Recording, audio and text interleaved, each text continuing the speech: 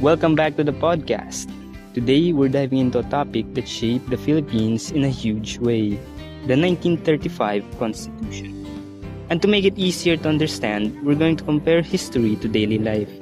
Kasi minsan, mas madaling intindihin pag may hugot, diba? Seriously, history without examples is like pancit canton without the seasoning technically cooked but depressing. So, let's start with something simple. Imagine you finally have your own room at home. You can decorate it, move things around, put posters, whatever you want. But your mom still bugs in anytime, tells you to fix your bed and control the electric fan speed.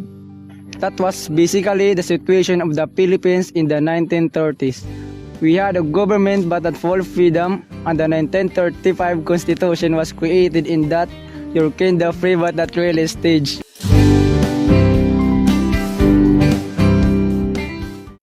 After the Philippine-American War, the US promised to prepare Filipinos for self-rule. But it was the kind of promise similar to when someone says, "Ikaw na bahala, pero I'll still check everything." Exactly. The US then passed the Didings-McDuffie Act. Imagine it like a school letting you form a student council, but only if you follow the school's exact format, colors, and slogan. So yes, the Philippines got to write its own constitution. But America was basically sitting beside us holding a giant red pen. The final product looked very familiar because it followed the US style of government. Picture the Philippines using a template borrowed from the US para nagdadownload lang ng government format docs. We adopted a presidential system with three branches: the executive, the legislative, and the judicial. The classic trio. Parang the Avengers of the government. Except they weren't fighting aliens. They were fighting for efficiency, order, and democracy. And then there was the Bill of Rights. Think of it as the rules to prevent the strong people from bullying everyone else. Or the do not violate this or the people will riot section. Let's put this into everyday terms. Imagine a school that becomes independent from the district, but still follows the same grading system, same discipline rules, same uniform. Because that's what they were trained with. That's how the Philippines functioned under the 1935 Constitution. We started acting like a sovereign nation, but our political habits still reflected American influence.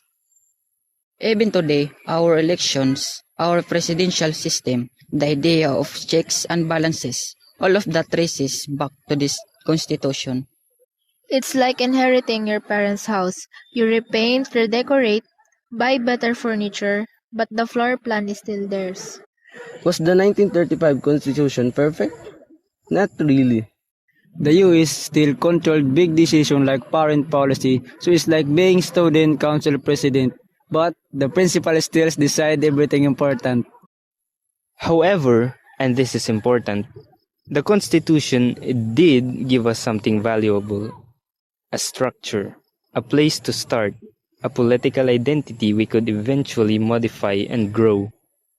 It helped Filipinos practice self-governance before full independence, baby steps, kumbaga. It created a functioning democracy, not flawless but working, which at the time was a huge achievement. In the end, the 1935 Constitution reminds us of a time when the Philippines was learning to stand on its own, even with another country hovering in the background.